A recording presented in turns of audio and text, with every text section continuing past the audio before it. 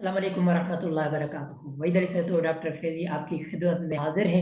जैसा कि general election 2024 की इब्तिदा होने वाली है और 8 फरवरी 2024 को जनरल इलेक्शन 2024 पाकिस्तान के स्टार्ट होने जा रहे हैं। तो इसीलिए ये वीडियो जो है उन दोस्तों के लिए बड़ी इम्पोर्टेंट है जो पोलिंग एजेंट्स बनते हैं और उनको फिर रहनुमाई फराहम करने के लिए कि पोलिंग एजेंट जो है वो उनको क्या क्या ज़ाब्ता अखलाक 2024 के अंदर दिया गया है। इस लिहाज से ये वीडियो जो है जो पोलिंग एजेंट्स किसी जगह से बनना चाहते हैं उनके लिए इलेक्शन कमीशन आपकी तरफ से जो ज़ाब्ता अखलाक दिया गया है उसके हवाले से ये वीडियो बना रहा हूँ। तो उम्मीद है जितनी पोलिंग एजेंट्स या पार्टीज उनके लिए मेरी वीडियो आने वाले वक्त और उस वक्त भी रहनुमाई का बहुत अच्छा सबब बनेगी। तो चलिए चलते हैं बगैर वक्त ज़ाया किए count of conduct for polling agents के हवाले से उसका आपको वन बाय वन जो है ज़ाब्ता अखलाक के बारे में बताते हैं। नंबर पहला, पोलिंग एजेंट को इंतखाबाती अमल और मुतल्लिका कवायद और ज़वाबित से खुद को वाकिफ कराना चाहिए ताकि उसे पोलिंग स्टेशन पर अपने फराइज की अंजामदही के किसी किस्म की दुश्वारी का सामना ना करना पड़े, क्योंकि जब वो अपनी किसी भी पार्टी का एजेंट बन के जाता है तो उसके राइट्स क्या हैं, वहाँ पर किस किस चीज़ पर उसको ऑब्जर्वेशन करनी चाहिए नहीं करनी चाहिए, मुकम्मल इंशाल्लाह ये फराहमी उसकी होगी तो अच्छी तरीके से वो किसी भी पोलिंग एजेंट का जो काम है वो अच्छी तरह सर अंजाम दे सकता है। नंबर 2 कहा गया है कि पोलिंग स्टेशन में दाखिल होने के लिए जरूरी है कि पोलिंग एजेंट या जो चीफ एजेंट बनता है, इलेक्शन एजेंट भी कहते हैं उसको, तो उनके लिए उम्मीदवार या इलेक्शन एजेंट की तरफ से अपने बेज यानी जिस उम्मीदवार या जिस पार्टी का आप पोलिंग एजेंट बनने जाए हैं तो उस पोलिंग एजेंट के पास जो है उम्मीदवार या इलेक्शन एजेंट की तरफ से अपने बेज यानी शनाख्ती कार्ड होना चाहिए असल, और असल शनाख्ती कार्ड भी होना चाहिए, अपनी पार्टी का शनाख्ती कार्ड भी होना चाहिए। उसके साथ साथ अथॉरिटी लेटर जो है वो आपका जो जिस कैंडिडेट के आप एजेंट बनने जाएंगे तो वो आपको एक लेटर देगा। वो लेटर आपको वहां पर जब आप पोलिंग स्टेशन में आएंगे तो वहाँ आपको दिखाना होता है कि मैं इस पार्टी से मुझे नामजद किया गया है इसका पोलिंग एजेंट। तो ये चीजें होनी जरूरी है, यानी इलेक्शन एजेंट की तरफ से अपने बेज शनाख्ती कार्ड और उसको कौमी शनाख्ती कार्ड होना चाहिए और अथॉरिटी लेटर जिस भी पार्टी के हवाले से या जिस कैंडिडेट की तरफ से आप आए हैं वो जरूर होना चाहिए। इन दस्तावेजात के बगैर उसे पोलिंग स्टेशन में दाखिल होने की इजाजत नहीं होगी। तो याद करके जो पोलिंग एजेंट बन रहे हैं वो एक तो ओरिजिनल आपके पास एनआईसी होना चाहिए और दूसरा आपका जो है अथॉरिटी लेटर जिस कैंडिडेट का आप एजेंट बनने जा रहे हैं उसके पास आपके लेटर मिलेगा, वो लेटर आपको वहाँ प्रेसिडेंट ऑफिसर को दिखाना पड़ेगा। ठीक है। नंबर 3 में आ रहे हैं कि पोलिंग एजेंट पोलिंग के दिन हर वक्त अपने सीने पर बेज यानी जो उसको अपनी पार्टी का दिया जाता है शनाख्त कार्ड जिसमें उसका नाम होता है, उम्मीदवार का नाम होता है, उसका सीएनआईसी नंबर होता है और हल्के का नाम होता है और नंबर होता है, पोलिंग स्टेशन का नाम दर्ज होता है। ताहम बेज या शनाख्त कार्ड किसी भी सूरत में उम्मीदवार की पार्टी की अक्कासी नहीं करेगा, यानी वो जो बेज दिया जाता है उसमें पूरी उसकी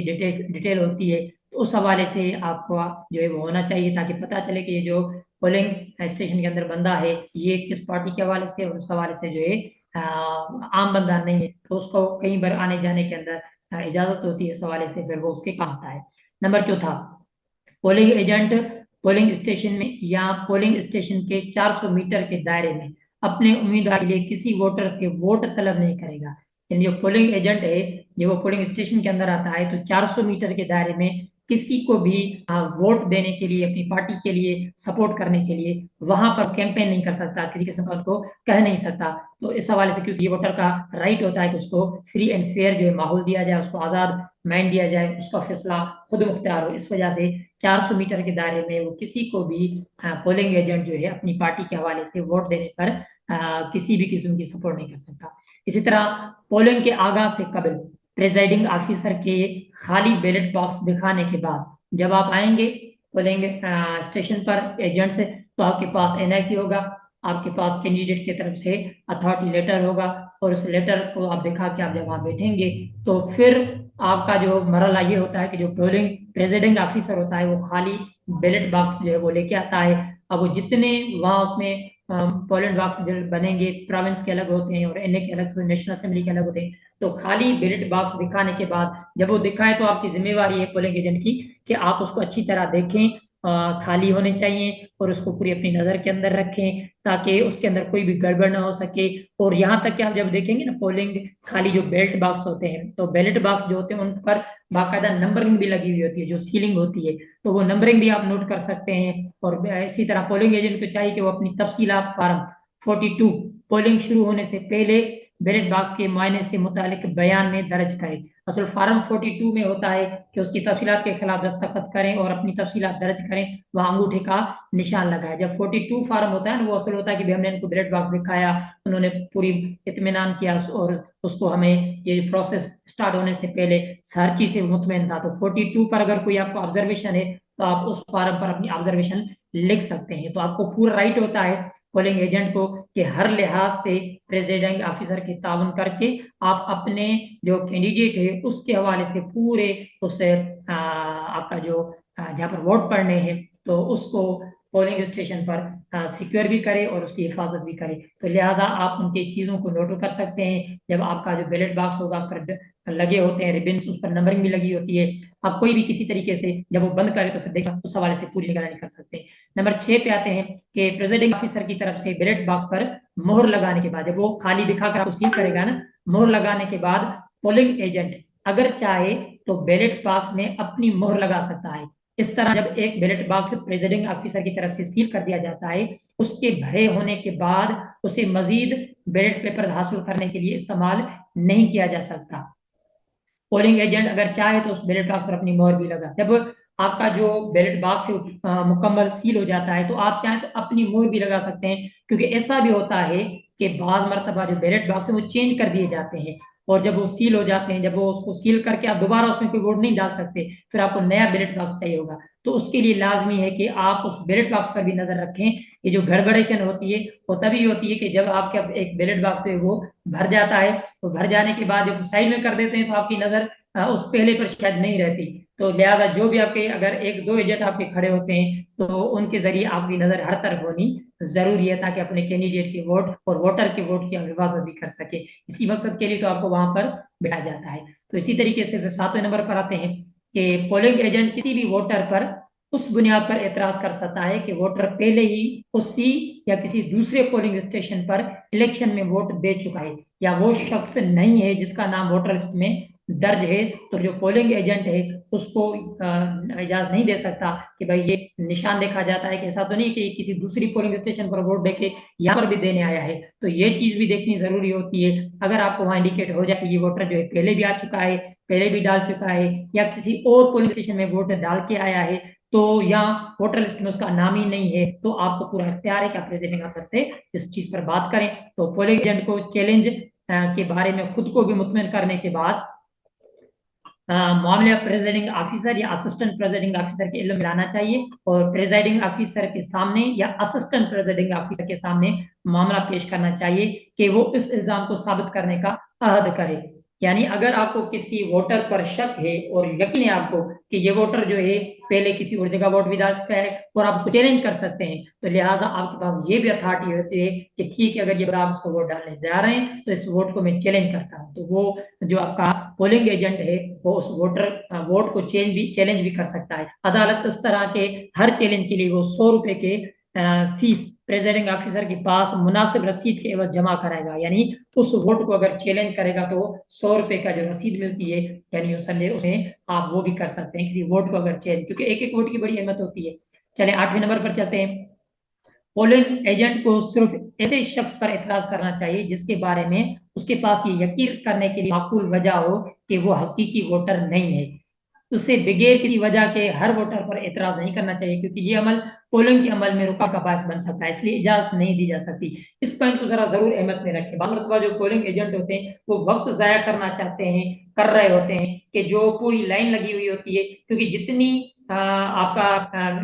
प्योर और साफ शफाफ तरीके से वोटिंग जरूरी है, इसी तरह जल्दी वोटिंग भी जरूरी है। ऐसा होता है कि बहुत सारे लोग इंतजार में होते हैं, फिर आपका खुद जो वोट देने की जो रफ्तार है ना वो कम होने की वजह से लोग, क्योंकि आज वोट बहुत कम देने आते हैं लेकिन जो निकल के आते हैं देते हैं, तो फिर लाइन में ज्यादा खड़े होके वेट टाइम नहीं करना चाहते, बाद वापस भी चले जाते हैं। तो दो चीजों का ख्याल रखना है कि वोटर भी आपका जो है वो प्योर और आपका सही होना चाहिए और कुछ जाली नहीं होना चाहिए, और साथ में पोलिंग का अमल जो है वो सुस्त रवि का शिकार ना हो। बाज मरतबा ऐसा होता है कि पोलिंग जो है उसको सुस्त रवि का शिकार किया जाता है ताकि कम से कम जो है ना टर्न आउट रहे। तो पोलिंग एजेंट को इस बात का भी ख्याल रखना चाहिए। नंबर 9 पर आते हैं।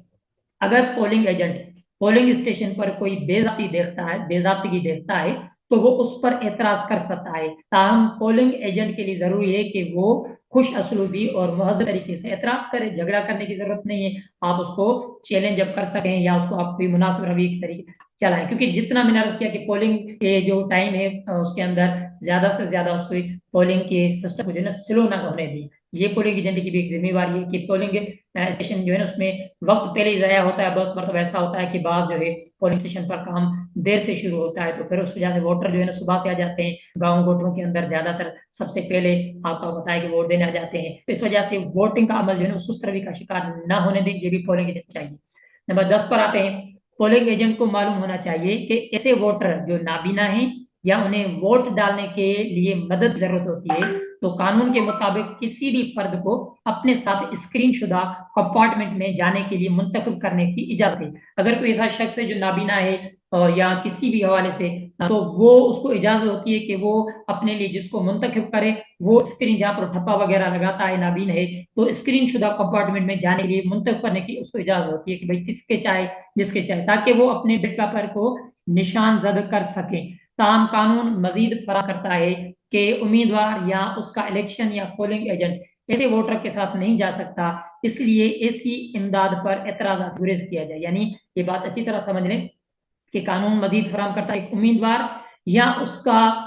इलेक्शन या पोलिंग एजेंट ऐसे वोटर के साथ नहीं जा, एजेंट खुद नहीं जा सकता या इलेक्शन का मामला यानी वो किसी अपने साथ में बंदे को लेके आएगा, उसके लिए परमिट इजाजत होती है। तो ये भी होना चाहिए, और ये भी नजर में नहीं चाहिए कि एक ही वोट होना चाहिए। ऐसा ना हो कि बंदा जो साथ में अपना भी दूसरा कोई वोट डालता जाए, तो ऐसा होता नहीं। लेकिन आप एतराजा जो है ऐसे करें जो जायज होते हैं। चौथे 11 नंबर पे आते हैं। कोई polling agent, presiding officer, assistant presiding officer, polling officer या पोलिंग स्टेशन पर ड्यूटी अंजाम देने के लिए तैनात सिक्योरिटी एहलकारों के सरकारी काम में किसी भी तरह मुदाखलत या रुकावट नहीं डालेगा। जो उनके अपने काम है उनको करने दें, लेकिन इसका ये मतलब हरगिज़ नहीं है कि वो आपके काम में मुदाखलत करें। जब आपके लिए राइट है कि आप पोलिंग अमले, president officer, assistant president officer या जो ड्यूटी देते हैं, उनका काम है कि फेयर एंड फ्री इलेक्शन कराएं। इसी तरह ये नहीं है कि वो आपके फेयर एंड फ्री इलेक्शन के हक में कोई ऐसी रुकावट डालें। जिस तरह आपको आपको नहीं इख्तियार कि आप उनके लीगल काम के अंदर जो है वो रुकावट डालें, इसी तरह आपके राइट के अंदर भी वो पोलिंग असिस्टेंट प्रेसिडेंट ऑफिसर या पोलिंग ऑफिसर अगर कोई जायज एतराज है तो उसका भी हक है कि वो आपकी बात सुने। ठीक है, तो कॉपरेट के साथ काम चलाएंगे। 12 नंबर पे आ जाते हैं। कोई polling agent, president officer, assistant president officer, polling officer या सिक्योरिटी एहलकार किसी दूसरे शख्स के खिलाफ किसी भी शक्ल या अंदाज में तशद्दुद का सहारा नहीं लेगा। जो पोलिंग एजेंट है जिसे सरकारी तौर पर पोलिंग स्टेशन पर तैनात किया गया, जाहिर बात है उसको तशद्दुद का शिकार नहीं कर सकते। आप अपना महजब तरीके से जो भी अगर कोई एतराज है तो उसको आप पेश करें। नंबर 13, पोलिंग एजेंटों को खवातीन वोटर्स का एहतराम करना चाहिए, और इसे ऐसा नहीं करना चाहिए, ऐसे अमल में से खवातीन वोटर के लिए अपना वोट डालना मुश्किल हो जाएगा, क्योंकि खवातीन का अक्सर बेशतर अलग से होता है, तो सारी खवातीन एजेंट्स जो हैं वहां पर वो खुद डील करती हैं, तो वो भी इन्हीं कानून कवानीन को अपने सामने मद्देनजर रखें जो जो चीजें बयान की जा रही हैं। 14 नंबर पे आते हैं। जब पोलिंग ऑफिसर वोटर का नंबर और नाम बताता है, क्योंकि जैसे ही आपका वोटर आता है अपनी पर्ची लेकर तो उस पर सारी डिटेल्स होती है, तो जब पोलिंग ऑफिसर वोटर का नंबर या नाम बताता है जैसा कि वोटर लिस्ट में दर्ज होता है, तो पोलिंग एजेंट को ध्यान से सुनना चाहिए ताकि वो उस काबिल हो कि उस वोटर का नाम वोटर लिस्ट की कॉपी से निकाल सके। फिर जो जो आप होता जाता है आप उसको टिक करते जाएं ताकि पता चले कि ये वोट कास्ट हो चुका है, और इस तरह डुप्लीकेट से आपको बच जाएगी। तो आपको जो लिस्टें फराम की जाती हैं उससे ये हो जाता है कि एक नाम का कोई दोबारा तो वोट नहीं डालने आ रहा। तो आपके लिए जो पोलिंग एजेंट है उसको चाहिए कि जो उनको लिस्टें मिलती हैं अपने अपने इलाके के हवाले से, तो जो जो वोट कास्ट करता जाए और जो आपका पोलिंग ऑफिसर जो है वोटर का नंबर बताएगा, नाम बताएगा, वर्ड बताएगा, उसके सामने आपको तस्वीर भी लगी होती है, तो आपको चाहिए कि उसको आप टिक कर लें ताकि पता चले कि अगर दोबारा ये रिपीट होगा तो आप इतराज कर सकते हैं कि भाई ये तो पहले रिपीट हो चुका है। फिर आपके साथ दूसरी पार्टी के बैठे होते हैं, तब आपसे कहीं पर आपको अगर रह जाता है तो वो भी जरूर इतराज में देखेंगे कि नहीं आपके पास रह गया या दूसरे के पास भी, तो इसीलिए आपको उसको टिक करके जरूर रखना चाहिए ताकि आपको पता चले कि ये वोट कास्ट हो चुका है। 15 नंबर पर आते हैं।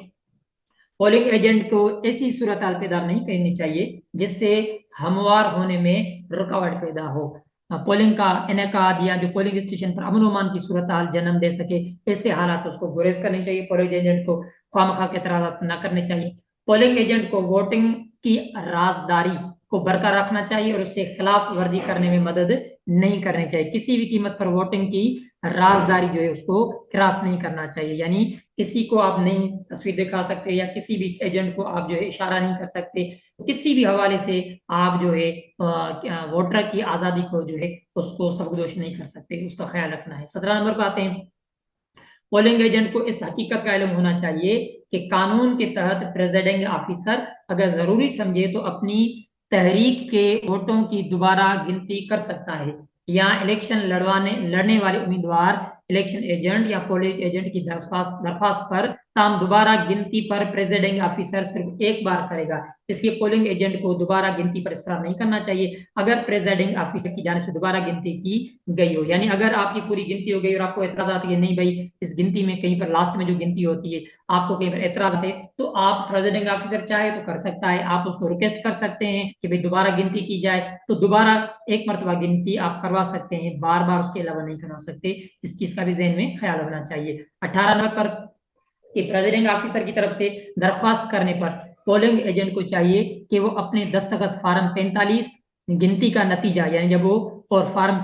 46 बैलेट पेपर अकाउंट पर प्रेसिडिंग ऑफिसर की तैयार करदा हो, यानी प्रेसिडिंग ऑफिसर के जो दरख्वास्त करने पर पोलिंग एजेंट को चाहिए, बड़े इंपॉर्टेंट है, फार्म नंबर 45 वो जो है जब आपको गिनती का नतीजा मिलता है उसको फार्म नंबर 45 कहा जाता है, और फार्म नंबर 46 ये बैलेट पेपर काउंट होते हैं, यानी ये जो आपको बैलेट पेपर मिलते हैं ना वो बैलेट पेपर भी आपको नंबर्स होने चाहिए कि भाई कितने बैलेट पेपर यूज हुए। एक तो 45 पर जो नतीजा अखज होता है वो पूरा रिटर्न करके आपको देता है, तो 45 जरूर और 46 ताकि ऐसा ना हो कि बैलेट पेपर जिसको रसीद भी आप कह सकते हैं वोटर की वो कितने इस्तेमाल हुए, तो उस पर प्रेसिडिंग ऑफिसर के 45 और 46 इस पर जो है आपको सिग्नेचर करनी चाहिए और उसको बड़ा एहतियात के साथ और लाजमी आपको ये फार्म लेना है 45 जिसमें आपका पूरा नतीजा होता है, तो 45 और 46 जो है फार्म लेते हुए जरूर आप जो है उस पर सिग्नेचर करने से पहले देखें कि आपने जो वोट लिए हैं आपके जितने जितने वोटर्स हैं जो आपने गिने थे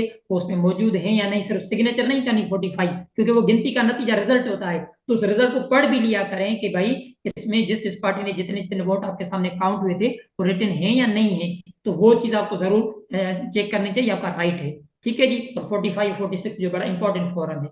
इसके बाद 19 नंबर पर आते हैं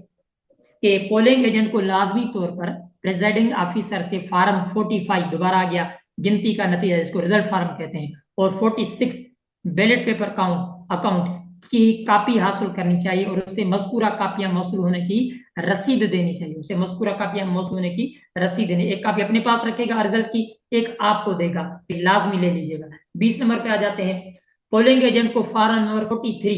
ये टेंडर शुदा वोटों की फहरिस्त होती है पर भी अपना दस्तखत करना चाहिए, और फार्म 44 चैलेंज शुदा वोटों की फहरिस्त, अगर कोई आपने वोट चैलेंज किया हो या वोट पड़ रहा था और आपको इराजा था किसी किस्म का भी उस वोटर पर या उस वोट पर, तो वो आप चैलेंज कर सकते हैं, जिसका मैंने पहले पीछे जिक्र किया कि 100 रुपए की रसीद आपको मिलेगी और उस वोट को आप चेंज कर सकते हैं, तो उस पर 44 पर नाम लिखा जाता है कि भाई कौन से वोट चेंज किए गए या नहीं किए गए। तो फार्म नंबर 44 जो है जब प्रेसिडेंट ऑफिस के जरिए दरख्वास्त की जाए तो उसको आप जरूर ले लिया करें, अपना दस्तखत उस पर जरूर कीजिएगा। पोलिंग एजेंट को फार्म 43 पर भी अपना दस्तखत करना चाहिए और फार्म नंबर 44 जिसमें आपका चैलेंज शुदा वोट की फहरिस्त होती है जब प्रेसिडेंट ऑफिसर के जरिए दरख्वास्त की जाए, तो ये चीज अहम है। लेकिन 45 और 46 ये बड़े इंपॉर्टेंट है, इसको दोबारा आप ध्यान में रख लीजिएगा। ठीक है जी, 21 पे आ रहे हैं। इसी तरह पोलिंग एजेंट अपने दस्तखत तैयार करदा पैकेटों पर लगाए, प्रेसिडिंग ऑफिसर ने भी सील कर दिया, यानी पोलिंग ने अपने दस्तखत करदा पैकेटों पर लगाए, प्रेसिडिंग ऑफिसर ने भी सील कर दिया है। ठीक है जी, तो ये इस तरह भी आपको जो है अपने दस्तखत जो है वो जरूर कर लिया करें। पोलिंग एजेंट अगर चाहे तो अपनी मोहर उन पैकेटों पर लगा सकता है जिनकी तैयार करदा और मोहर बंद प्रेसिडिंग ऑफिसर है, यानी जब वो सारे वोट एक जगह आपके थैले में बंद होते हैं तो उसको सील किया जाता है, ऐसा ना को रिजल्ट दिया जाए और कल आपको जो है गिनती की सब मामले में भी गिनती करनी पड़े, तो वो जो पैकेट बंद होते हैं उस पर आप अपनी मोहर लगा सकते हैं। वैसे तो प्रेसिडिंग ऑफिसर भी उसको सील करता है, आप भी करें क्योंकि पाकिस्तानी हालात आपको पता है कि अब दोबारा गिनती में वो कभी कभी ऐसा भी होता है रद्दी के टोकरे दिखलाते हैं, तो आपको जो है वो जो बंद किए जाते हैं पैकेट उन पर आप भी चाहे तो आप मोहर लगा सकते हैं। ये बड़ी अहम जिम्मेवारी पोलिंग एजेंट्स की जिम्मेवारी जो है बड़ी इंपॉर्टेंट है, क्योंकि ये पूरा तहफ़्फ़ुज़ होता है आपके कैंडिडेट के हर एक वोट का और आपके पूरे इलेक्शन का। पोलिंग एजेंट गैर जरूरी तौर पर प्रिसाइडिंग ऑफिसर पर जानबदारी का इल्जाम नहीं लगाएगा, फैसला करेंगे और न ही उस पर बेबुनियाद इल्जाम लगाए जाएंगे। वही मैंने कहा, पूरे रूल्स एंड रेगुलेशन को ख्याल रखना है, आपको उस पर इल्जाम नहीं लगाना, उसको भी चाहिए कि वो इलेक्शन के सिस्टम को, पोलिंग के सिस्टम को फेयर एंड फ्री करना उसकी जिम्मेवारी है। ठीक है, नंबर 24 पे आते हैं। पोलिंग एजेंट को उस हकीकत से पूरी तरह आगाह होना चाहिए कि प्रेसिडेंट ऑफिसर पोलिंग स्टेशनों में पोलिंग की सरगर्मियां कानून के मुताबिक अंजाम देने की कानूनी जिम्मेदारी के तहत है। लिहाजा पोलिंग एजेंट प्रेसिडेंट ऑफिसर के मामला में बेजा मुदाखलत से गुरेज करे। दोबारा मैं रिपीट करूंगा कि जिस तरह पोलिंग एजेंट को इस हकीकत से पूरी तरह आगाह होना चाहिए कि प्रेसिडिंग ऑफिसर जो है पोलिंग स्टेशनों में पोलिंग की सरगर्मियां कानून के मुताबिक अंजाम देने की कानूनी जिम्मेदारी के तहत है। लिहाजा ऐसा भी नहीं है कि आप जब उसका ख्याल रखते हैं और वो आपके राइट को सबदोश करे या किसी भी तरीके से कानूनी जो वोटर है उसके आपके कैंडिडेट के हवाले से उसको नुकसान देने का उसको भी इख्तियार नहीं है। लिहाजा बड़े ताउन के साथ ये काम करना पड़ता है। तो ये पोलिंग एजेंट की जिम्मेदारी है। 24 जो रूल्स रेगुलेशन मैंने आपको बताए, उम्मीद है कि ये जो पोलिंग एजेंट बनेंगे उनके लिए ये वीडियो जो है बड़ी कारआमद होगी और बहुत सारी चीजें आपको मैंने बता दी है। दोबारा मैं जरा रिपीट करूं, क्योंकि बहुत सी मैंने सरगर्मियां, खुद चीफ एजेंट भी रहा हूँ मैं, इलेक्शन एजेंट भी रहा हूँ मुख्तलिफ लिहाज से, तो ये चीजें मैंने वीडियो बनाई इसीलिए क्योंकि आज तकरीबन इलेक्शन का कल मरला आने वाला है, तो पोलिंग एजेंट्स को एक वीडियो चाहिए होती है कि हमें क्या ज़ाब्ता अखलाक का ख्याल रखना चाहिए। तो मैं आपको ये वर्बली दोबारा कंक्लूजन बताता जा रहा हूँ कि आपको जो है एक तो